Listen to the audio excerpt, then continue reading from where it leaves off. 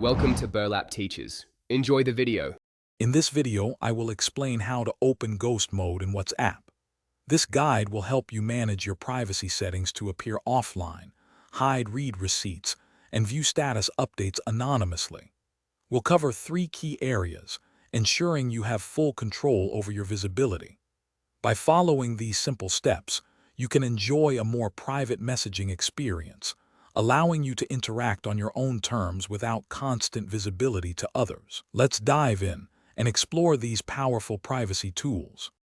First, let's tackle hiding your last seen in online status.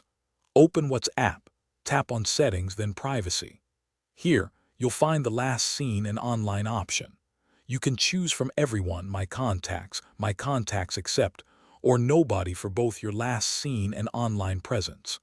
Selecting Nobody ensures that no one can see when you were last active or if you are currently online, giving you complete control over your availability.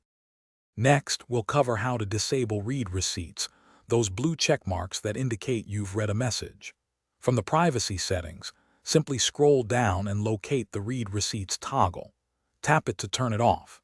Keep in mind that by disabling this feature, you also won't see read receipts from others. This provides a mutual level of privacy, allowing you to read messages at your leisure without immediate pressure to respond, enhancing your personal space. Finally, here's a clever trick to view status updates anonymously. Before you open any status, go to your privacy settings and turn off read receipts. Now, you can view any status update and your name will not appear in the viewer list.